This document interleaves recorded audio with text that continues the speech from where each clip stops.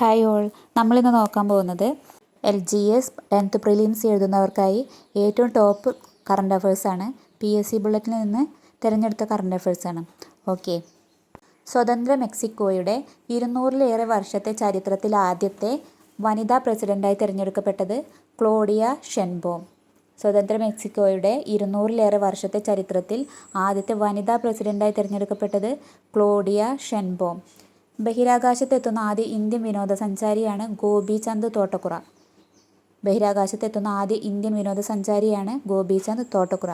രാകേഷ് ശർമ്മയ്ക്ക് ശേഷം ബഹിരാകാശത്തെത്തിയ ഇന്ത്യൻ പൗരനും ഇദ്ദേഹമാണ്. ഓക്കെ, അടുത്ത ക്വസ്റ്റ്യൻ. കേരളത്തിൻ്റെ 49ാമത് ചീഫ് സെക്രട്ടറി. കേരളത്തിൻ്റെ 49ാമത് ചീഫ് സെക്രട്ടറിയാണ് ശാരദാ മുരളീധരൻ. 2022 കടമ്മനിട്ട സാഹിത്യ പുരസ്കാരം ലഭിച്ചത് ഹരിദാ സാവിത്രി. 2024 നൽകിയത്. 2022 കടമ്മനിട്ട സാഹിത്യ പുരസ്കാരമാണ് ഹരിദാ സാവിത്രിക്ക് സീൻ എന്ന നോവലിനാണ് ലഭിച്ചത്. ദക്ഷിണേന്ത്യയിലെ ഏറ്റവും ഉയരം കൂടിയ സ്കൈഡക്ക് എവിടെയാണ്? ബാംഗ്ലൂരു. ദക്ഷിണേന്ത്യയിലെ ഏറ്റവും ഉയരം കൂടിയ സ്കൈഡക്ക് എവിടെയാണ്? ബാംഗ്ലൂരു. ക്രൊയേഷ്യയിലെ ഇന്ത്യൻ സ്ഥാനപതിയായ മുൻ തിരഞ്ഞെടുപ്പ് കമ്മീഷണർ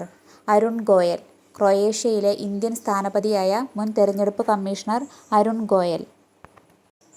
പാരീസ് ഒളിമ്പിക്സിലെ വേഗമേറിയ പുരുഷ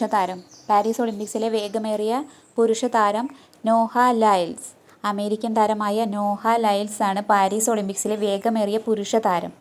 പാരീസ് ഒളിമ്പിക്സിലെ വേഗമേറിയ വനിതാ താരം ആരാണ്? സെയിൻറ്റ് ലൂസിയയുടെ ജൂലിയൻ ആൽഫ്രഡ് ആണ് പാരീസ് ഒളിമ്പിക്സിലെ വേഗമേറിയ വനിതാ താരം. ഇപ്പോഴത്തെ UPSC ചെയർമാൻ പ്രീതി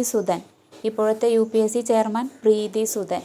രാജ്യാന്തര ഒളിമ്പിക് കമ്മിറ്റിയുടെ പരമോന്നത ആദരമായ ഒളിമ്പിക് ഓർഡർ ലഭിച്ച ഇന്ത്യൻ ഷൂട്ടിംഗ് താരം അഭിനവ് ബിന്ദ്ര.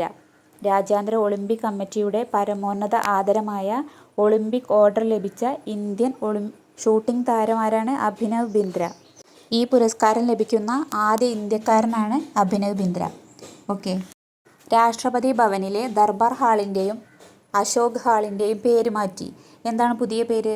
ദർബാർ ഹാളിൻ്റെ പേര് ഗണതന്ത്ര മണ്ഡപമെന്നും അശോക് ഹാളിൻ്റെ പേര് അശോക മണ്ഡപമെന്നാണ് മാറ്റിയത്. എന്താണ്? ദർബാർ ഹാളിൻ്റെ പേര് ഗണതന്ത്ര മണ്ഡപമെന്നും അശോക് ഹാളിൻ്റെ പേര് അശോക മണ്ഡപമെന്നും.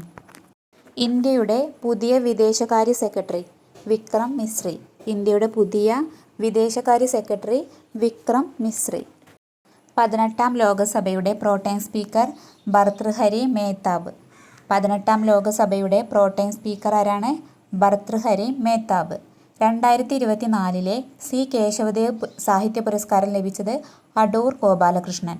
2024 C. കേശവദേവ് സാഹിത്യ പുരസ്കാരം ലഭിച്ചത് അടൂർ ഗോപാലകൃഷ്ണനാണ്.